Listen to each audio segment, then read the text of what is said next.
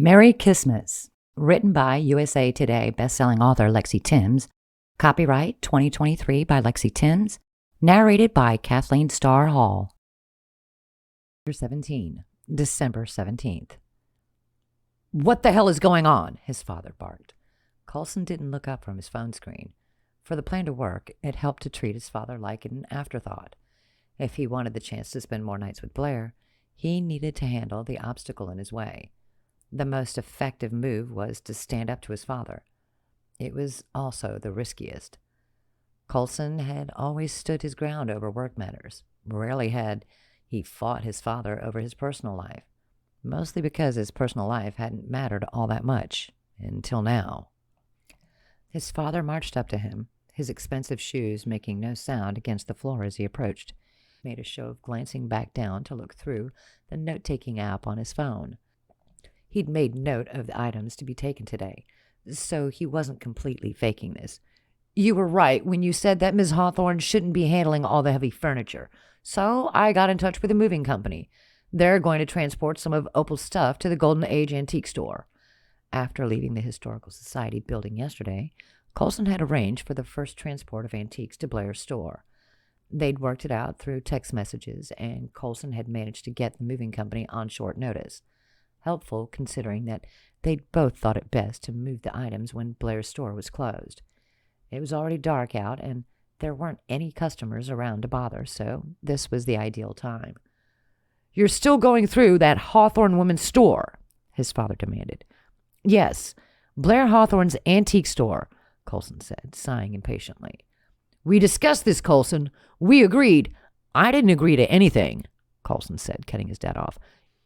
"You bloviating for 15 minutes isn't an agreement. If you wanted an agreement, you should have gotten it in writing." Coulson had tried to avoid insulting his father directly for the duration of their working relationship, but he was quickly reaching the end of his rope. After nearly 10 years working alongside his old man, Coulson's patience was running out. His father snarled, "You are not seriously allowing her to handle a project of this magnitude." "Ms. Hawthorne and I both signed a contract," he said. "Well, get out of it. I searched for her business on the internet. That place is a mom-and-pop shop at best," his father said disdainfully. "Too small for a hall of this size. That's why we're only moving some items today," Coulson said. "We'll move the rest as Ms. Hawthorne makes sales. She's already updated her website and social media with details, so sales should start going soon. Your search on the internet should have clued you in." "Tear up the contract," his father ordered. There was a desperation in the old man's voice that Coulson had never heard before. His eyebrows shot up in surprise. "You're the one who taught me to honor contracts." "Yes, contracts with serious businessmen," his father said. "Not money-grubbing small-town yokels. She is not a businesswoman. This is a bored woman's hobby." "That's enough. I know you've had everything handed to you, but most people have to start small. Miss Hawthorne came by her success honestly," Coulson fired back. His father's cold blue eyes darkened. "Are you implying that I have not come by my success honestly?" "I'm saying that, unlike Miss Hawthorne, you got handed that success," Coulson answered, barely able to contain his anger. "She's earned everything she has. You merely inherited your money." "As did you," his father threw back. "For once, you're right, Dad.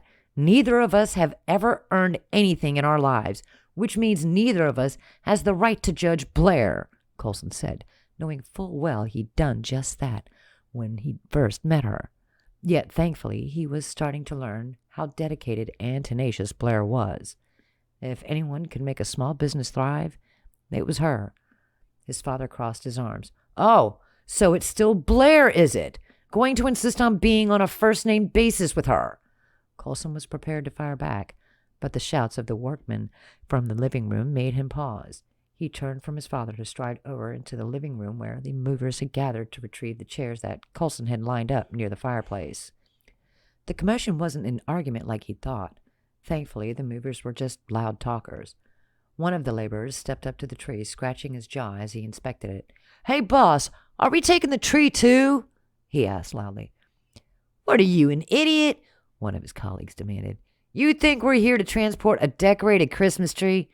Wouldn't be the weirdest thing we've ever had to move, the worker next to the tree said with a shrug. His colleague sighed loudly.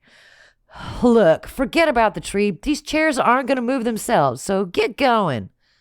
As the team hauled the chairs out of the living room, Coulson's father appeared beside him, looking eager to resume their argument.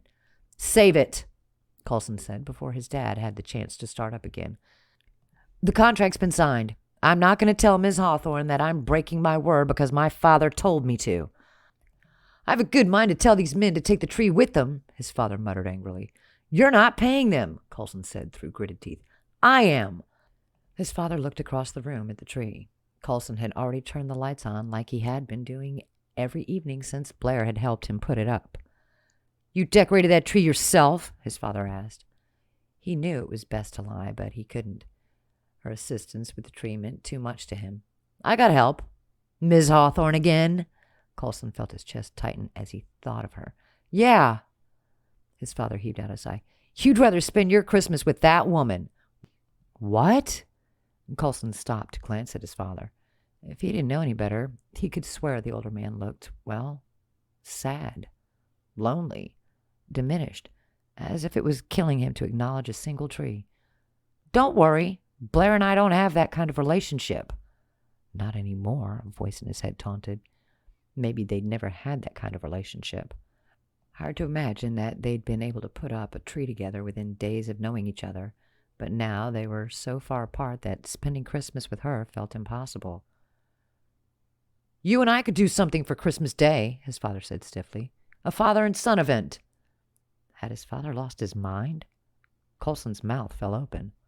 All his life, his parents had treated the holidays like an opportunity to glad hand Boston's business community.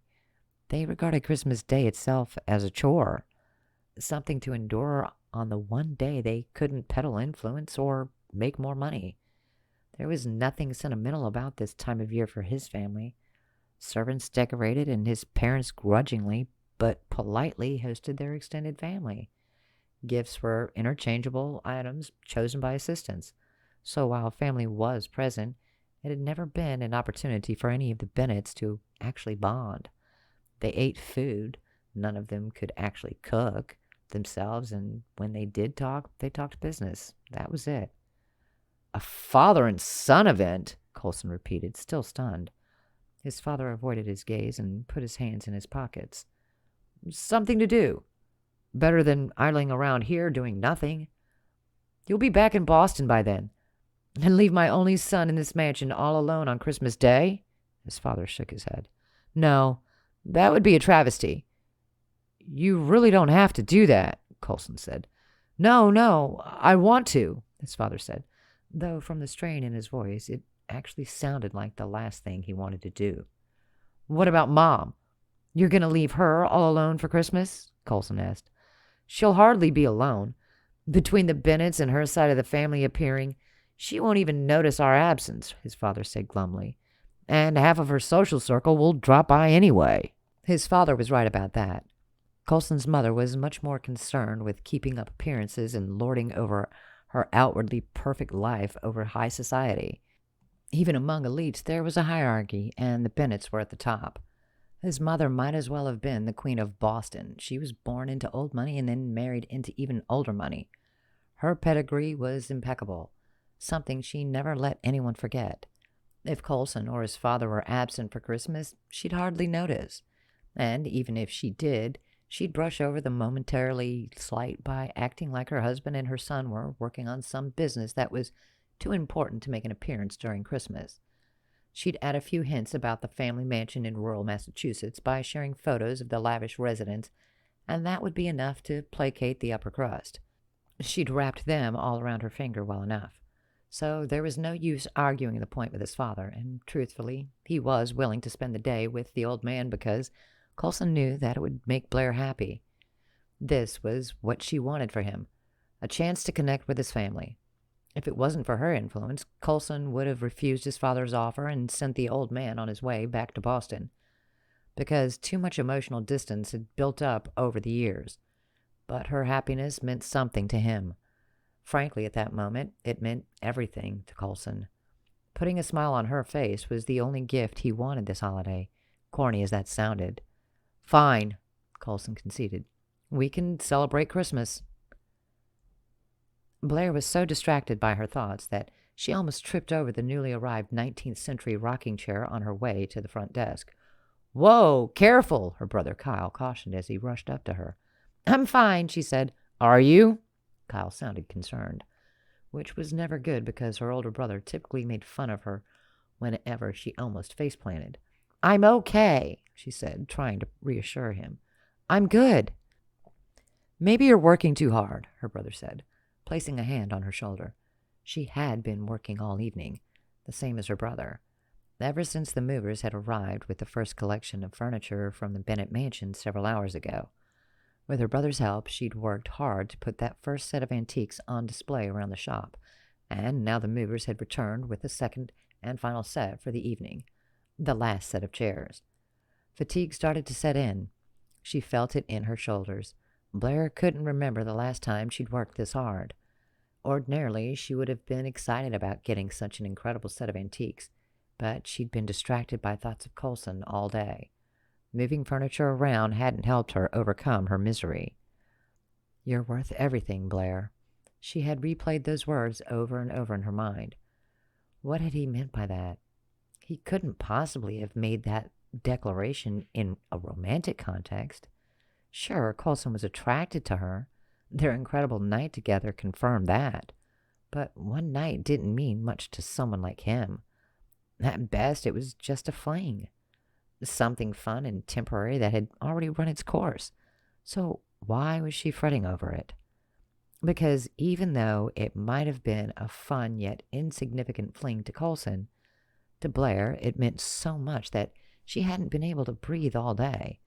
When he'd arrived yesterday to sign the contract, she'd basically told him that there couldn't be a repeat of their night together. It had been the right thing to do because she knew that since Coulson was currently grieving, he needed his family by his side. Doing the right thing, however, didn't feel good at all. She'd been nursing what felt like heartache ever since, and her holiday blues had returned, casting a dark cloud over everything. If only they had met under different circumstances. If only he lived here in town. If only he didn't have a rich family who would disapprove of her. If only he cared about her the way she cared about him. Blair sighed, doing her best to shake off her lousy mood. This was a time to celebrate. Wallowing wasn't going to do her any good. Besides, she'd been holding a pity party for herself all day. I guess I should take a break, but there's still so many things left to arrange. Let me help, Kyle offered. No, you've helped enough already, she said, waving him off. I'll go see to the movers. She momentarily left Kyle to thank the movers before the truck drove away. Then she maneuvered through the maze of antiques she hadn't set up yet to resume speaking to her brother. Got quite a haul here, Kyle said. Blair nodded. I've been sending photos and copies of authentication documents to the appraiser.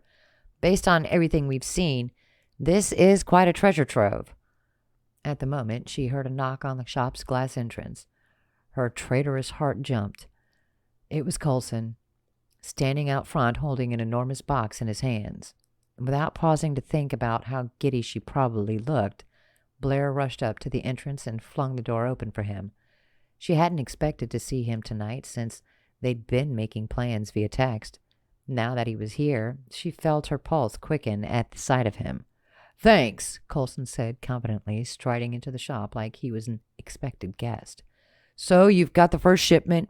Yes, thank you for handling the moving company, she said. Coulson slowed down when he noticed her brother. Her face flushed as she quickly realized she'd now have to introduce a guy to her brother. That hadn't happened in a long time, making her feel like she was back in high school, awkward and desperate to get her new crush as far away from her loudmouth family members as humanly possible. Coulson, this is my brother Kyle, she said, rushing between them to make hasty introductions. Kyle, this is Coulson Bennett. Coulson leaned down to set the box on the floor and then extended his hand. Good to meet you. Likewise. Kyle stuck his hand out to shake Coulson's. Coulson Bennett, huh? Blair, isn't this the guy you said you like? My brother was just leaving, Blair interrupted with a deranged laugh. She was so embarrassed that the laughter just burst out of her. This was even more awkward than she'd anticipated, cutting her brother a warning look. She rushed up to Kyle to start shoving him away from Coulson. "Come on, Kyle, time to go." "Hey, wait a minute. I was just trying to get to know the guy," her brother protested. "You can be friendly another time." She shoved him out the door. "See you, Coulson," Kyle yelled good-naturedly over his shoulder. Gnashing her teeth, Blair marched her brother to his car. "What's the matter?" Kyle asked. "Trying to get rid of me so you can make out with your boyfriend in private?" Blair rolled her eyes. "You are such a child sometimes. There's mistletoe hanging over Hammond's bookshop entrance if you need a little push," Kyle said, waggling his eyebrows suggestively before he opened the car door. "Go home, Kyle," she ordered. All right, I'm going. Chill out." Her brother threw his hands up, feigning wounded pride. "And you better text me when you get home safe.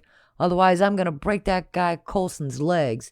He seems like a good guy right now, but you should warn him that I've got a baseball bat at home." "For heaven's sake," exasperated, Blair pushed her brother into the driver's seat. "I'll text, but you had better not tell Sam or Tony or Dad about this." Kyle threw his head back, guffawed, and then sped off. She sighed in despair. Kyle laughing his head off was a sign that he had no intention of keeping quiet about this. Within the hour, her whole family would know that Coulson had stopped by her store. Grumbling in irritation, she headed back into the store, where she found Coulson down on one knee, opening the cardboard box he'd brought with him. "What's all this?" she asked, suddenly feeling shy as she approached him. Blair had seen him just yesterday, but for some reason it felt like they'd been apart for ages. She was so excited to be in his presence that she could scarcely breathe. He looked up at her, his dark, wavy hair falling over his eyes. "More of my great-grandmother's stuff. It's mostly breakable items, which is why I thought I'd bring them myself." "Oh, wow." She leaned forward to look into the box. All the items inside were protectively wrapped in newspaper, so she'd have to unwrap everything to see what he'd brought. "There are more boxes of this stuff back at the mansion," he informed her. "Great. Thanks for bringing these. Some of them should fit on the display table over there," she said, pointing. "You've been working for hours, I'll bet," he said, retrieving one of the items. "Why don't you sit down? Take a load off." "You sound like my brother," she said. "Guess we're both trying to look out for you," he said. That made her heart flutter. They were supposed to be acting like professionals, but that felt like an impossible task when he said things like that. "Really, I can't afford to take a break," she said. "There's still so much to do." "You can't do it alone." "Well, my brother already helped out, and even though I wish I could ask Nancy for help," she said, referring to the antique shop's sometimes assistant, "I can't ask her to move heavy furniture after she's on her feet all day at the coffee shop." Coulson stood up to his full imposing height, then placed his hand on the small of her back to gently steer her towards one of the wing-back chairs the movers had delivered earlier. "I'll help." "You're a client. I couldn't possibly." She lost her train of thought when she felt the heat of his large hand through the fabric of her clothes. His fingers pressed against her, firmly and yet so gently that she almost let out a dreamy sigh. Luckily, she caught herself in time as he guided her. "Coulson, I can't. I'll ruin the chair," she protested. "A delicate thing like you." "Nah." He stepped back to unwrap the item he'd been holding. As the newspaper fell away, she saw the Art Nouveau-style lamp. She gasped. It was beautiful, a stunning piece of art in perfect condition. With the utmost care, Coulson placed the lamp on the nearby display table. "You know, you and my great-grandmother are the only people I've seen get genuinely excited over a lamp." She laughed. "If you brought any teapots, I'll be even more thrilled. As a matter of fact, there was something that resembled a teapot, or was it a gravy boat?" His eyebrows came together as he stared down at the box, a boyish, questioning look on his face. Blair laughed again, her heart feeling lighter. Maybe she really did need a break.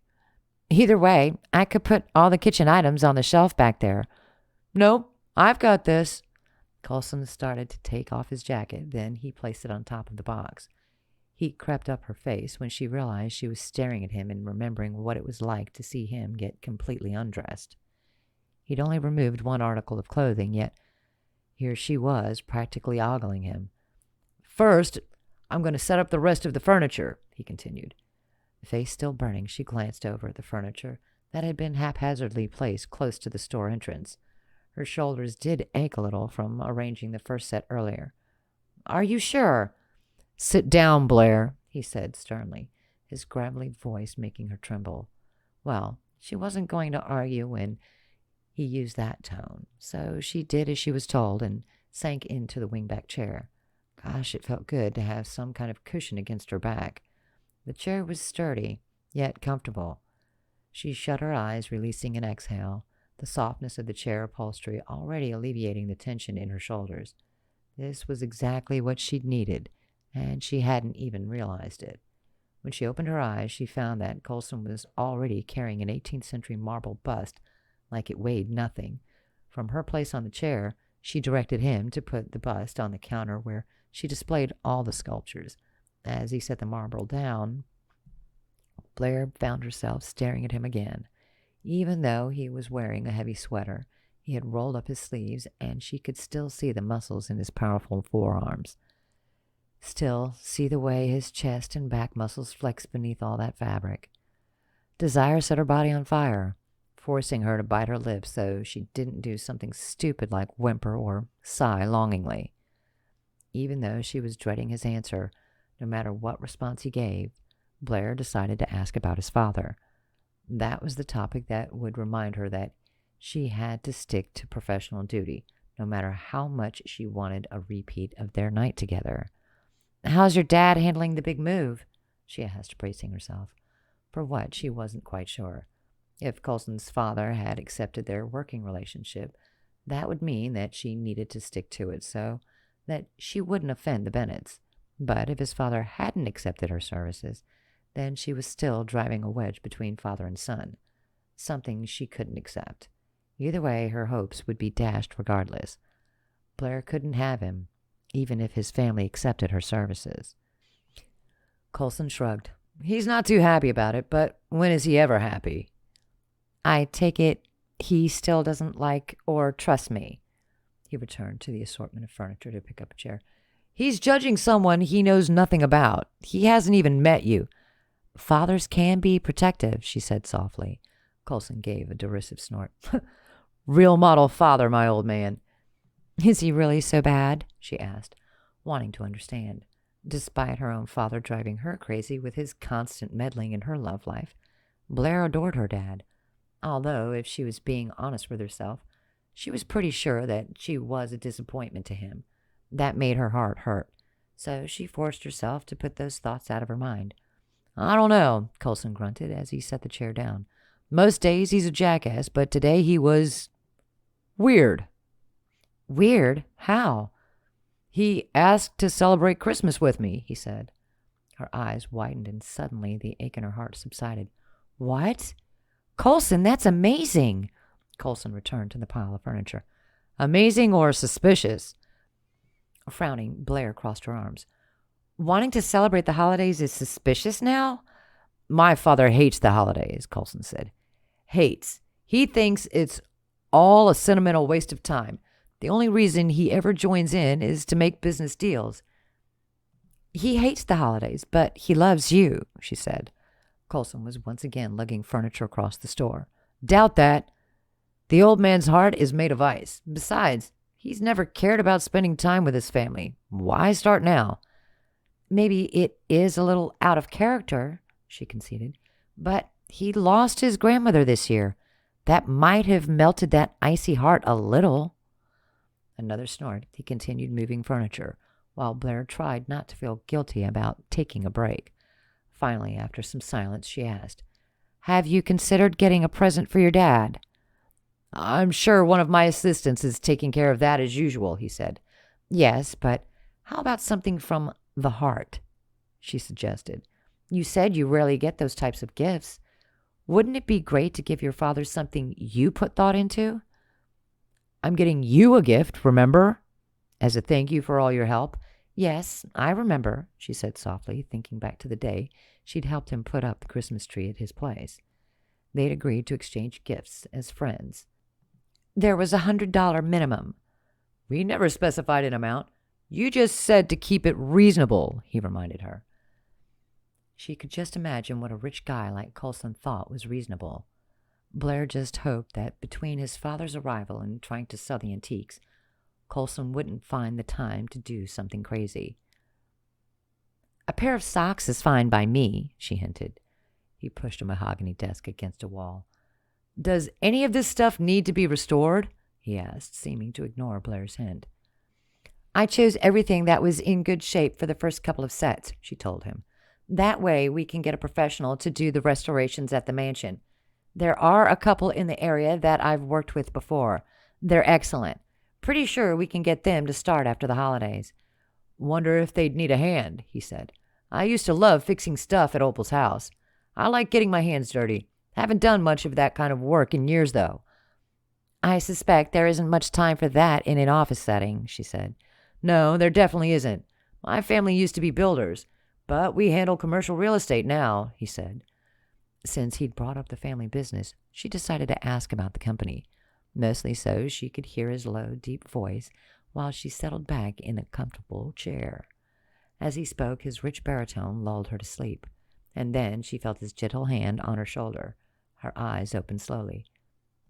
Now that I've moved everything, I'm going to drive you home, he said. She didn't bother to tell him that she could drive her own car home. The truth was, the distance between her apartment and her shop was so short, she could easily walk if she really wanted to, which she usually did in the summer anyway. Yawning, she allowed him to help her get up. Then she quickly closed up shop and followed him to his car so he could drive her home. Once he pulled the car up, he got out of the driver's seat to help her out of the car and walk her up to the apartment building entrance. Thanks, she said. No problem. He lingered for a second, jamming his hands into his pockets.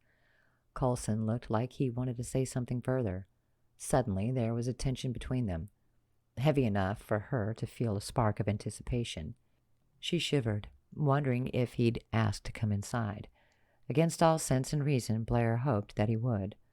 But another silent moment passed, and then he shook his head as if he thought better of it, kissed her gently on the cheek, and jogged back to his car. With the heat of his lips still on her skin, she watched him drive away. Eventually, she couldn't hear the car engine anymore, and as the silence enveloped her, she couldn't help feeling like she'd been left out in the cold.